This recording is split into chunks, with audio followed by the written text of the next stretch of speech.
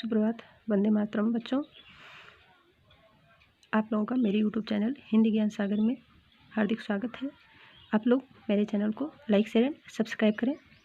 बच्चों, अब तक हम सूरदास जी के 8 पद एक्सप्लेन कर चुके हैं।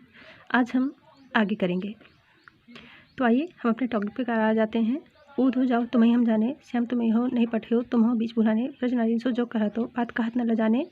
इसमें प्रसंग में आप लिखेंगे कि गोपिकाएं और उद्धव के मध्य वार्ता हो रही है, प्रसंग रहेगा। व्याख्या में आप लिखेंगे उद्धव जाओ तुम्हें हम जाने। गोपिकाएं उद्धव से कहती हैं कि हे उद्धव, हम आपको भली भांति समझ रही हैं, आपके चाल को जान गई हैं। श्याम तुमको हो नहीं पठे हो, तुम हो बीच बुलाने। श्री कृष्ण ने आपको यहाँ के लिए नहीं भेजा था, आप तो बीच रास्ते में ही राह भूल गए हैं। ब्रज नारी सो जो कहत हो बात कहत न ल जाने। आप ब्रज वालों से योग की साधना की बात करते हैं कि आपको ऐसी बात करते हुए शर्म नहीं आती।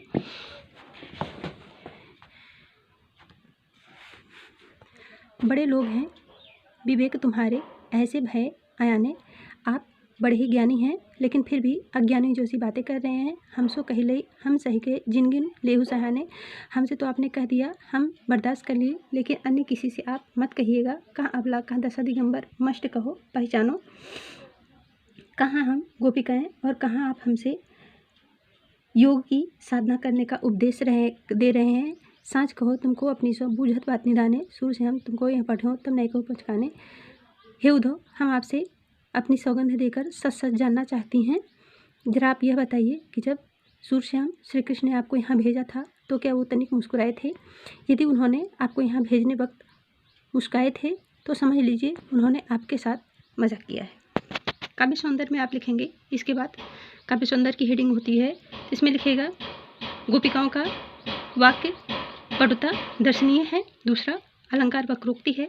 तीसरा बूझती बात दश दिगंबर सूर शाम में 6 का अनुप्रास अलंकार है। अगला हम आ जाते हैं निर्गुण कौन देश को बासी, मधुकर सही समझाए सौंदे बूझत हाथ न हाथी। कोहा जनक कौन है जननी कौन आरी सुदासी, कैसे वर्ण देश है कैसे कई निवस्ती अभिलाषी।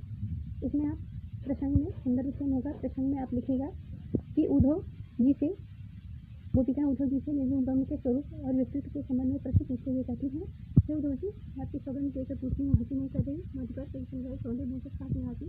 उद्धव, हम आपको अपनी सौगंध देकर पूछ रही हैं, लेकिन मदद नहीं कर रही हैं। आप बताइएगा वहाँ जनक कौन है जननी कौन आरी सुदासी, कि इस आपकी निराकार ब्रह्म की आप हमें सच सच बताइएगा कि आपकी निराकार ब्रह्म की माता कौन है, उनके पिता कौन है, उनकी पत्नी और उनकी दासी कौन है, उनका रंग कैसा है, वे किस प्रकार के आनंद की अभिलाषा करते हैं। हे उद्धव जी, आप इस बात को बताने में किसी भी प्रकार का छल कपट नहीं करेंगे। पाओगे पुन कियो अपने जोर करोगे हासी।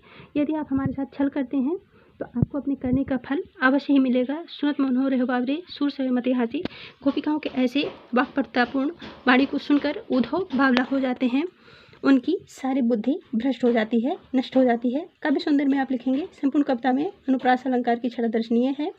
दूसरा, गोपिकाओं का कृष्ण के साकार रूप में आसक्ति एवं निर्गुण रूप की विरक्ति का वर्णन किया गया है। तीसरा आपका है एंड लास्ट, संदेश को देवी की सो कहियो, हाँ तो धाई तिहारे सुत की मैं करत ही रहियो, जतपि टेव तुम जानत उनकी तो मोहि कही आवो। प्रात होत में लड़ लड़ते माखन रोटी भावो, तेल उपटन अरुदा तो जल ताहि देख बच जाते। इसमें प्रसंग में आप लिखेगा श्री कृष्ण देवकी के पास मथुरा चले गए हैं और यशोदा माता देवकी के लिए कुछ संदेश भेजती हैं। व्याख्या में आप करेंगे श्री कृष्ण हाँ तो धाई संदेशो देवकी सो कहियो। माता यशोदा उद्धव जी से कहती हैं कि हे उद्धव, आप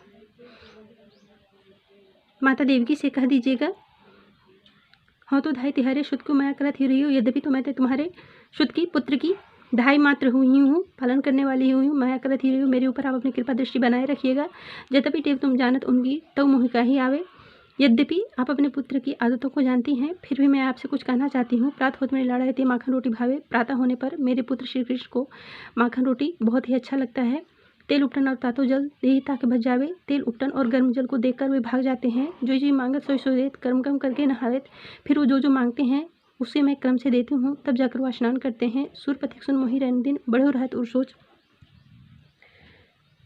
राहगीरों के मुँह से, पथिक के मुँह से उनके बारे में सुनकर मैं हमेशा दुखी रहती हूँ।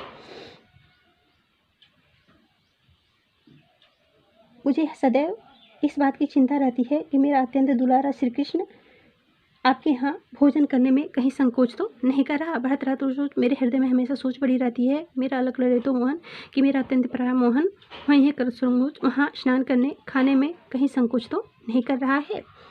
काफ़ी सुंदर में आप लिखेंगे अनुप्रास अलंकार, जोई जोई सोई सोई, क्रम क्रम में पूर्वोक्ति प्रकाश अलंकार है, भाषा ब्रज है, छंद गेय पद है, रस वात्सल्य है, गुण माधुर्य है, शब्द शक्ति अभिधा है। इस प्रकार यह सूरदास का चैप्टर हमारा बच्चों खत्म हुआ। आगे हम आते हैं नेक्स्ट वीडियो में सेकंड चैप्टर तुलसीदास जी के साथ। तब तक के लिए धन्यवाद।